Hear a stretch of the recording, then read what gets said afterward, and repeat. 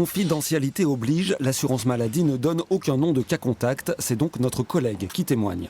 Iban Carpentier est journaliste et il chante dans un groupe de rock où un musicien a été testé positif. L'assurance maladie l'a contacté pour lui demander de s'isoler. J'étais en contact pendant 3 heures à 50 cm d'écart, sans masque.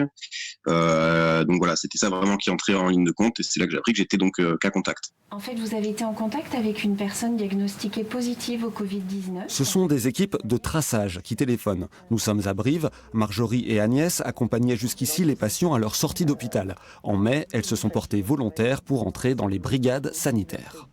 On nous a demandé si nous étions volontaires à la sortie du confinement, donc on était vraiment... Alors on n'entendait que ça. Il y a une vraie volonté, oui, de venir en aide. Il y a des grilles de questions pour déterminer qui est cas contact, un échange sans masque, sans distance pendant un certain temps. Donc ça veut dire que aussi bien vous que votre époux, vous allez devoir porter le masque entre vous à la maison. Hein. Il y a aussi parfois de vraies enquêtes car ce sont les patients testés positifs qui doivent donner le nom des personnes qu'ils ont pu contaminer. On n'a quelquefois qu'un seul prénom, pas de date de naissance, un numéro de portable et on ne sait pas chez qui on arrive en fait. On a eu des cas comme c'est Patrick qui se trouve en fait sur la cabane du parking de la plage machin. Bon, du coup, comment ça se passe aujourd'hui ? Une mobilisation 7 jours sur 7. On peut être appelé par l'assurance maladie, même en plein week-end. Sur la région de 33, comment on s'occupe ? Non, ce n'est pas un canular. On appelle tous les patients à contacter, y compris le samedi ou le dimanche, parce que le virus il continue de circuler le samedi et le dimanche. Le nombre de traceurs évolue selon la situation épidémique. Le dispositif est mutualisé en France. Le Limousin a même soutenu la Guyane cet été. Vous étiez à quelle distance l'un de l'autre ?